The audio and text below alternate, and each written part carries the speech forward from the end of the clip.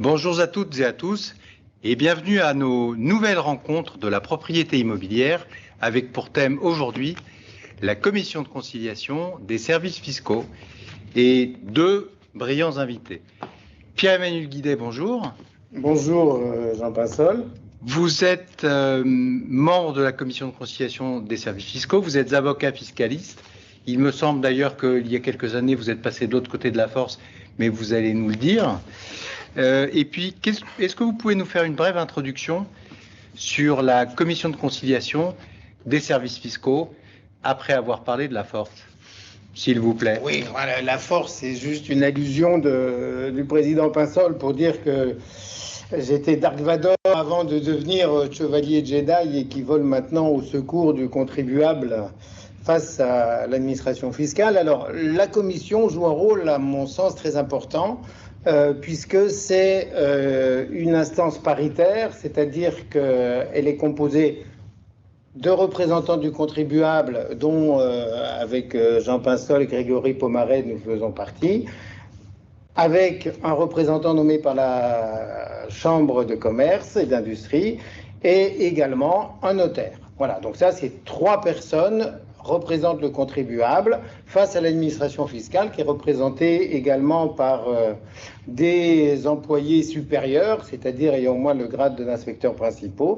et le tout est présidé par un membre du tribunal judiciaire qui a voix prépondérante. Voilà, donc c'est une instance paritaire, c'est-à-dire qu'enfin, on va pouvoir défendre le point de vue du contribuable au sein de cette instance, et l'administration va aussi essayer parfois de défendre le point de vue de l'administration. Donc c'est vraiment un débat qui s'instaure au sein de la commission, et lorsqu'on a quelque chose à dire, et je pense qu'on y reviendra tout au long de cette intervention, c'est très important de préparer cette séance et de saisir la commission de conciliation qui pourra, comme son nom l'indique, essayer de concilier les positions de l'administration et celles du contribuable. Alors justement, à ce propos, comment est-ce qu'on l'a saisie?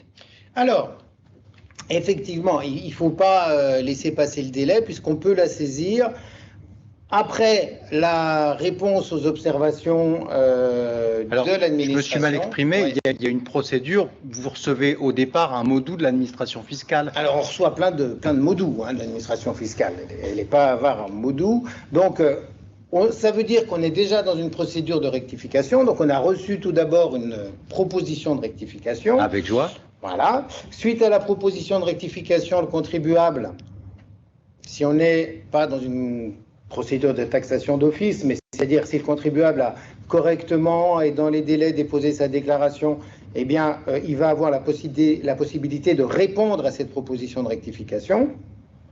Et suite à la réponse du contribuable, l'administration peut soit abandonner les redressements, soit maintenir en totalité ou en partie les redressements. C'est ce qu'on appelle la réponse aux observations du contribuable, qui est envoyée en recommandé au contribuable, et c'est suite à cette réponse du contribuable que le contribuable a 30 jours à compter de la réception, donc c'est très important de bien respecter le délai, 30 jours pour, s'il le souhaite, saisir la commission de conciliation.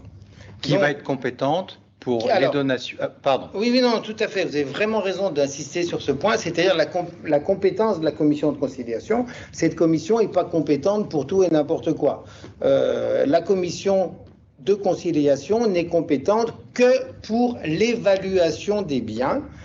Et l'évaluation des biens, donc en matière de droit d'enregistrement, c'est-à-dire des biens que vous avez hérités par succession ou que vous avez reçus par donation, et si l'administration n'est pas d'accord avec la valeur de cette donation ou de la valeur portée dans la déclaration de succession, eh bien l'administration peut faire un redressement et on peut bien entendu à ce moment-là saisir la commission de conciliation pour essayer de se mettre d'accord sur la valeur. Elle est également compétente en matière d'ISF, enfin devenue l'IFI, c'est également pour vérifier l'évaluation des biens effectuée par le contribuable. Et en matière d'acquisition, mais on le verra tout à l'heure avec Grégory Pomaret, parce que l'administration ne supporte pas que je fasse une bonne affaire.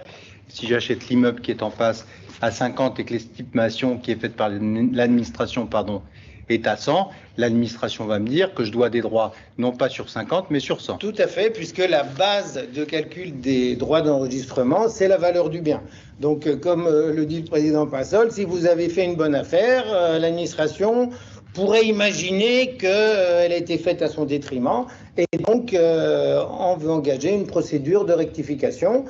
On est encore sur un problème d'évaluation qui est donc de la compétence de la commission de conciliation. Grégory Pomaret, bonjour, vous êtes expert immobilier. Bonjour Jean Pinsol. Vous êtes RICS, Royal Institution of Chartered Surveyors, vous êtes REV, Real Estate Valuer, donc vous avez tous les sacrements attribués à votre profession.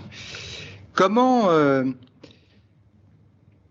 se déroule la séance avec notre administration fiscale et nos représentants du contribuable?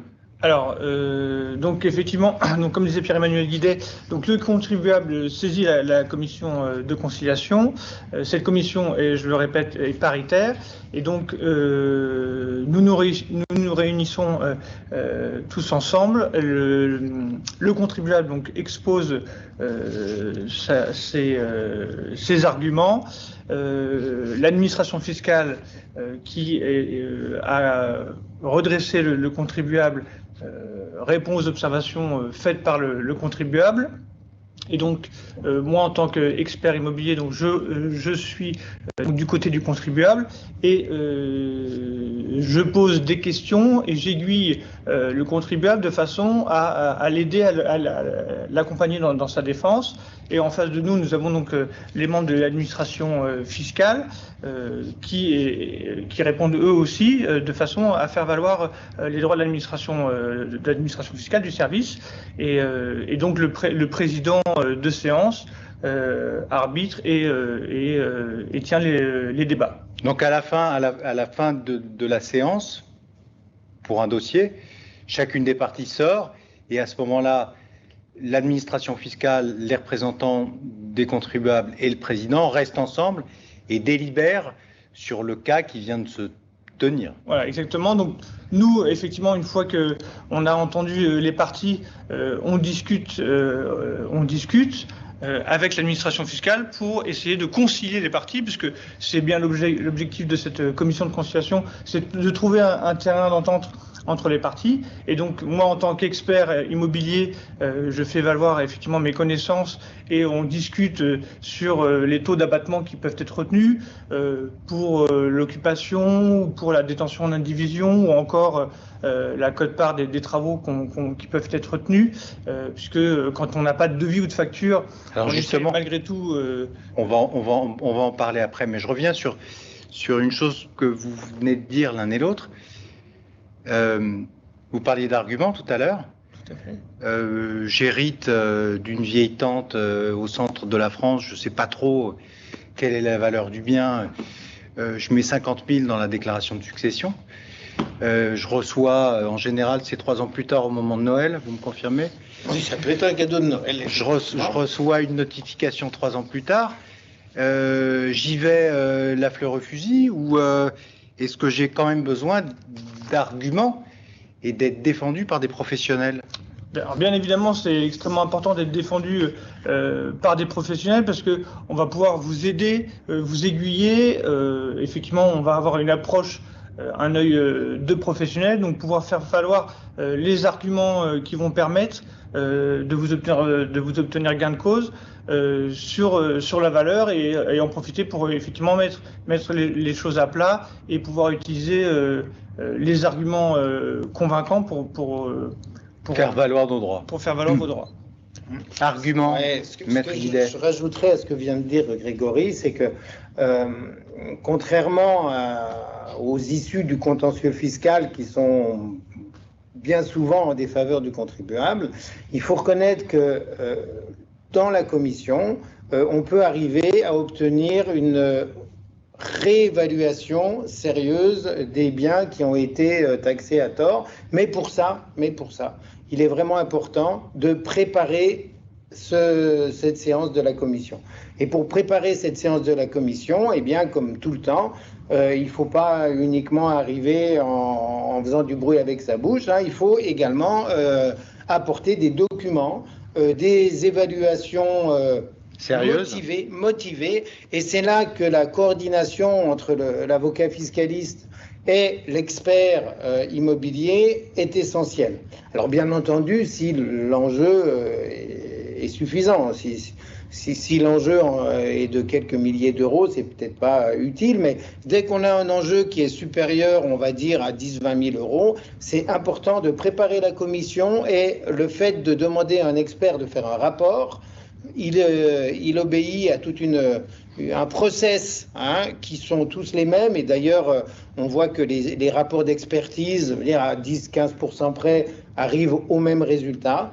Donc c'est quand même un travail de professionnel, un travail sérieux, un travail écrit, un rapport qui va être remis à la commission et qui pourra certes être critiqué par la commission, mais on aura quelque chose sur lequel s'appuyer. Et le fait que ce ne soit pas un avocat fiscaliste, mais un expert qui suit une méthodologie d'expertise, est quelque chose auquel la commission est toujours très sensible. Donc c'est très important. Oui. D'autant plus que vous travaillez en binôme, puisque vous êtes tous les deux aussi consultant à la Chambre des propriétaires du Grand Paris. Effectivement. Tout à fait. Oui, oui. Comme disait Pierre-Emmanuel Guidet, ce qui est important, c'est effectivement, en tant qu'expert, on respecte ce qu'on appelle la charte de l'expertise. Donc effectivement, on utilise tous, en tant qu'experts, les mêmes outils, et ça nous permet effectivement d'avoir des valeurs qui restent cohérentes entre chaque expert. Et comme disait Pierre-Emmanuel Guidet très justement, effectivement, le fait d'avoir des rapports, ils sont critiqués par l'administration fiscale, et bien souvent, je vois l'administration fiscale qui critique les rapports, et c'est tout à fait entendable. Ce qui est important, en fait, c'est dans les rapports d'expertise qu'on peut réaliser, nous, en tant qu'experts, c'est d'argumenter, de justifier tous les éléments qu'on met dans ce rapport-là. Et effectivement, plus nos arguments seront étayés, seront détaillés par rapport à nos calculs et par rapport à nos méthodes et l'approche qu'on a, bien entendu conforme à ce que retient l'administration fiscale, alors le rapport est difficilement critiquable. Parce qu'en matière immobilière, la commission est compétente aussi pour les valeurs mobilières et puis pour des œuvres d'art. Mais là, on va un peu centrer le débat sur l'immobilier. Les valeurs qui sont retenues, la méthode qui est retenue par l'administration fiscale, c'est la méthode par comparaison. C'est la seule méthode qui est retenue par l'administration fiscale, parce que la Cour de cassation rend des décisions constantes. Il n'y a que la méthode par comparaison qui est admise. Il peut être admis, et de plus en plus on défend cela en commission, la méthode par le revenu, mais dans des cas bien précis, et ce qui concerne que les immeubles de rapport. Pour tous les immeubles de rapport, effectivement, on arrive à titre de recoupement utiliser la méthode par le revenu, mais il faut s'attacher à travailler uniquement avec la méthode par comparaison. Parce qu'effectivement, ça doit être difficile quand même d'avoir un appartement squatté, que l'administration fiscale vous dise c'est comme si c'était un appartement libre. Donc il faut quand même le justifier. Et puis c'est pas du tout la même valeur quand même, vous me le confirmez? Tout à fait, effectivement. La valeur du bien ne sera pas la même suivant qu'il est squatté ou suivant qu'il est libre ou encore légalement occupé. Un élément qui est extrêmement important aussi, et on le voit souvent en commission, c'est que le contribuable n'apporte pas assez de comparables. C'est pour ça qu'il faut qu'il fasse appel à des professionnels, comme l'expert et comme l'avocat, parce que effectivement, nous, notre travail, c'est, en l'occurrence le mien, c'est d'apporter suffisamment de comparables pertinents devant la commission pour que nos comparables soient indiscutables. Mais en tout état de cause, le contribuable qui vient sans comparable, de toute façon, il n'a aucune chance d'obtenir gain de cause. D'ailleurs, et vous le confirmerez tous les deux, on voit souvent un contribuable qui vient défendre son dossier avec une capture d'écran Internet, ou alors l'estimation immobilière qui a été faite par un vague agent immobilier et un coup de tampon, et comment est-ce que ça peut avoir de la pertinence vis-à-vis de l'administration fiscale? Il y a à mon avis deux pièges qui sont un peu des pièges de facilité à éviter pour le contribuable. Déjà, c'est d'aller demander à l'agent immobilier du coin combien ça vaut. Non pas qu'il n'est pas compétent, c'est pas du tout le problème. Le problème, c'est si vous arrivez avec l'estimation de l'agent du coin qui nous dit cet appartement il vaut 500 000 alors que l'administration a dit qu'il en valait 800, c'est pas un terme de comparaison. Je veux dire, ça n'a aucune valeur. Le deuxième argument qu'il faut absolument éviter, c'est de vous dire c'est pas juste. c'est pas juste, vous vous rendez compte, ce bien, je l'ai acquis 400 000, c'est pas possible que maintenant il vaille 800 000. Je veux dire, c'est pas du tout un argument qui est recevable et écoutable par la commission, puisqu'encore une fois, c'est une valeur de comparaison, non pas au moment où vous avez acheté le bien, mais au moment du fait générateur de l'imposition, c'est-à-dire en matière d'ISF, le 1er janvier de chaque année. Donc c'est... De l'IFIM, c'est pareil, le 1er janvier de chaque année.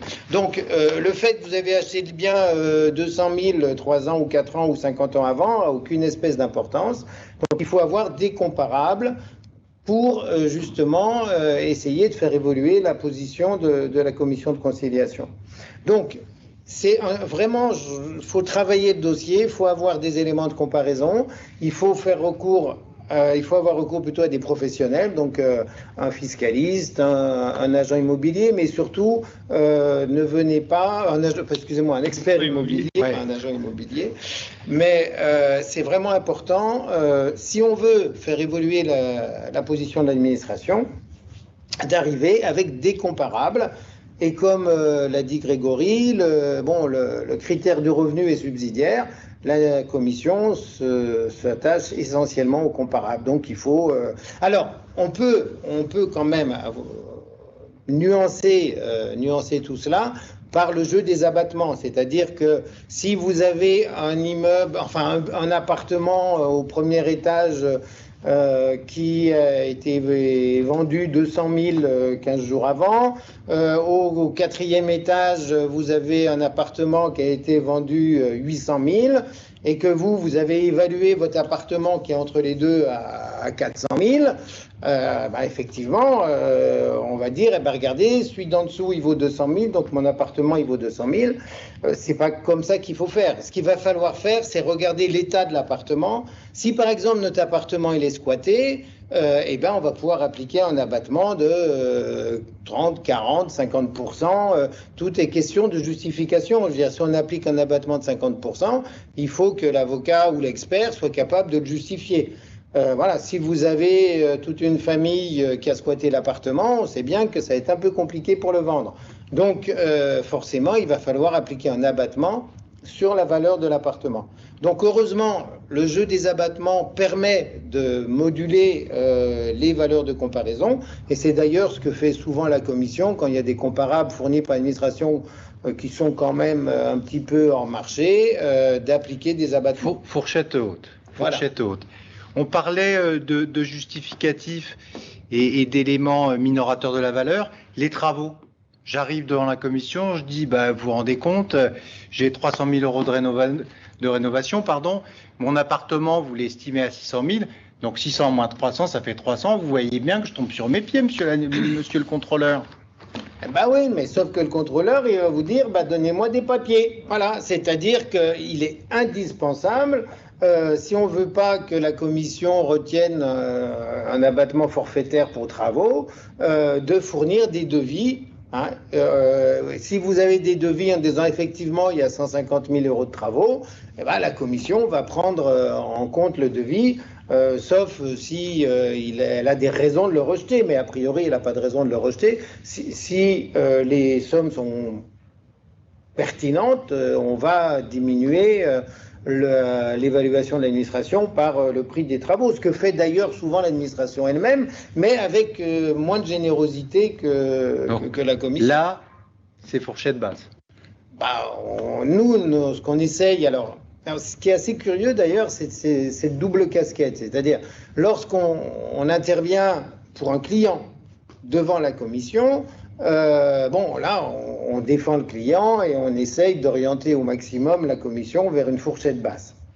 Et il faut reconnaître que lorsqu'on siège en commission, je pense que Grégory ne me contredira pas, c'est vrai qu'on essaye quand même d'être objectif et quand le contribuable ou l'avocat a des arguments qui sont quand même beaucoup trop légers. On ne va pas se décrédibiliser dans la commission en disant oui, il a raison. Donc il faut vraiment rester plausible et crédible, objectif. quand on est en tous les cas dans la commission, et c'est un petit peu ce qu'on essaye de faire quand on siège comme représentant du contribuable. Exactement, moi ça m'est déjà arrivé, et c'est exactement ce que dit Pierre-Emmanuel Guittet, c'est que effectivement si dans un dossier le contribuable n'a pas d'argument à des valeurs qui sont totalement farfelues, qui sont extrêmement basses, nous on ne peut pas faire de miracle, on est à court d'arguments et on n'a pas d'autre choix que de suivre l'avis de l'administration fiscale, en tout état de cause. Donc il est extrêmement important d'avoir des justificatifs et de pouvoir expliquer le pourquoi du comment pour ces valeurs-là. Petite précision au niveau des devis et factures aussi. J'ai rencontré un dossier où il y avait pour 50 000 euros de travaux d'embellissement. Et là, la commission n'a pas retenu cette facture-là parce qu'effectivement, dans les travaux, il faut être extrêmement vigilant parce que pour les travaux, il faut que ce soit des travaux qui soient importants, des travaux d'électricité, de mise aux normes, de plomberie, qui concernent la consommation d'énergie. Donc, il faut être détaillé, être vigilant sur la présentation des factures qu'on peut faire lors de cette commission. Est-ce que, en matière de travaux, il est utile, je vous pose la question à l'un et à l'autre, de faire établir un constat d'huissier de l'appartement? Non, c'est pas... Ça peut, enfin, c'est pas à mon avis indispensable. Non, mais bon, ça peut être un élément. Voilà, encore une fois, si l'enjeu est très très important et si on juge que c'est utile, pourquoi pas? Ça peut dépendre de l'enjeu, effectivement. Voilà, ça dépend de l'enjeu. Si l'enjeu est de plusieurs centaines de milliers d'euros, là, ça vaut le coup peut-être de faire un constat d'huissier qui ne sera pas remis en cause. Alors, oui. Pardon. Non, ce que je voulais juste dire pour aller dans le sens de Grégory, c'est qu'effectivement, si vous allez en commission et vous présentez un devis en disant, ben voilà, on va changer tous les robinets pour mettre des robinets en or massif et donc ça nous fait 100 000 euros de travaux, c'est clair que la commission ne va pas accepter ces travaux. En revanche, si vous avez des canalisations fuyardes, des choses comme ça, vous constatez qu'il y a des dégâts des eaux et qu'il faut refaire la plomberie... Des fils électriques en tissu, par exemple. Là, la commission va accepter de prendre en compte ces travaux. Donc, plus on a de justificatifs, des mieux papiers. Il faut amener des papiers. Du papier. Voilà. Des preuves. Et après, un autre élément aussi, c'est pour ça que c'est important de faire appel à notre ami Pierre-Emmanuel Guittet comme à moi-même par rapport au taux d'abattement, parce que il y a toujours une petite négociation entre l'administration fiscale et les représentants du contribuable pour savoir est-ce qu'on peut appliquer 25, 20%, 15%, suivant les raisons pour lesquelles on choisit un taux d'abattement. Donc ça, c'est important de faire appel à des gens comme nous, parce que nous, on sait effectivement les taux qui vont être retenus par l'administration fiscale. Et ça, c'est très important dans le dossier. On arrive à la fin de la séance, je suis contribuable, j'étais un peu tremblant sur mes jambes, j'ai expliqué mon cas et que l'immeuble que j'estime à juste prix, l'est au juste prix alors que l'administration fiscale estime qu'il est beaucoup trop élevé. Donc je m'en vais, le soir je suis un peu groggy. Au bout de combien de temps je reçois l'avis? Alors, ça dépend des commissions de conciliation. Sur Paris, vous recevez l'avis sous un mois à peu près, sachant qu'il y a une petite subtilité, et ça c'est important d'insister là-dessus. L'avis de la commission n'est que consultatif, c'est-à-dire que si la commission décide que la valeur vénale du bien c'est 300 000 euros alors que l'administration l'avait mis à 600 000, eh bien l'administration n'est pas obligée de suivre cet avis, c'est qu'un avis consultatif. Et en matière de commission de conciliation, généralement l'administration, on va dire dans plus de 75% des cas, suit l'avis de la commission. Parce que de toute façon, si jamais elle n'est pas contente qu'elle ne suit pas l'avis, que le contribuable fait un contentieux, c'est vrai que le contribuable utilisera l'avis de la commission devant le tribunal judiciaire pour arriver à une évaluation plus conforme à celle de la commission. Pour faire court, non pas dans la procédure, mais dans les délais, j'ai saisi la commission de conciliation des services fiscaux, l'avis ne me convient pas, je saisis le tribunal judiciaire. Non. Ça dure combien de temps à peu près? Non, pas du tout. Mais vous m'avez compris. Non, c'est-à-dire que là, après, c'est une longue procédure qui peut commencer. C'est-à-dire que si l'avis de la commission ne nous convient pas, mais est suivi par l'administration fiscale. Dans ce cas-là, donc, vous avez encore la possibilité, selon la procédure qui a été suivie, de saisir le supérieur hiérarchique ou l'interlocuteur départemental. Et puis, par la suite, donc, une fois qu'il y a eu la mise en recouvrement, c'est-à-dire que l'administration nous dit, maintenant, il faut payer, eh bien, vous avez tout à fait la possibilité de faire tout d'abord ce qu'on appelle un contentieux préalable devant l'administration fiscale, d'accord ? Vous pouvez demander le sursis de paiement à condition de donner des garanties, mais par définition, vu que vous avez un immeuble, ça va être très facile de donner des garanties. Et vous avez demandé le sursis de paiement, donc vous ne payez rien du tout, jusqu'à la décision du tribunal judiciaire. Donc ça veut dire qu'entre le contentieux, on a 2 ans pour faire un contentieux à compter de l'avis de mise en recouvrement. Donc on peut faire plusieurs contentieux pendant ces 2 ans. Et à l'issue de ces 2 ans, on peut saisir le tribunal judiciaire. Et le tribunal judiciaire va rendre un jugement au bout de, entre 1 et 2 ans. À la fin du confinement. Voilà, et c'est donc qu'à la fin de la procédure devant le tribunal judiciaire que les sommes vont devenir exigibles. Voilà. Mais là, on pourra toujours éventuellement saisir la cour d'appel si on le souhaite. Alors, nous arrivons au terme de cette émission et je vous remercie de la qualité de votre intervention. Le mot de la fin, Grégory Pomaret. Le mot de la fin... en 2 mots. En 2 mots, c'est... je pense que le tandem avocat-expert est indispensable à la bonne réussite devant la commission de conciliation. Mon cher maître, le mot de la fin. Vous allez dire tout pareil, mais pour me différencier un petit peu, je dirais que vraiment la saisine de la commission de conciliation est une étape utile pour faire reconnaître la véritable valeur vénale, mais c'est une étape utile si on a des choses à dire. C'est-à-dire, si effectivement on n'a rien à dire, ou on a quand même très abusé dans la détermination du bien en faisant preuve d'une modestie parfois louable, mais au cas présent un peu inutile, c'est pas la peine d'aller perdre du temps devant la commission, parce que en tant que représentant de la Chambre dans la commission, on ne pourra pas défendre un dossier qui n'est pas défendable. Sachant, et je terminerai sur une note optimiste, Monsieur le Président, il arrive également que lors des délibérations, eh bien, c'est l'administration fiscale elle-même qui reconnaissent que les comparables ne sont pas bons, les abattements ne sont pas suffisants. Admirable. Et, oui, non, mais je veux dire, dans des dossiers qui sont, je vais dire, normaux, où on voit bien que l'administration fiscale a exagéré, eh bien, il nous arrive aussi d'arriver à convaincre les représentants de l'administration fiscale de l'exonération pratiquée par cette dernière. Donc, ça, c'est une institution qui fonctionne. Voilà, le mot de la fin, ça peut être ça. Merci. Et donc, je conclurai par le mot de la fin, à consommer sans modération. Et surtout, soyez entourés, et nous sommes là pour vous entourer à la Chambre des propriétaires du Grand Paris UNPI.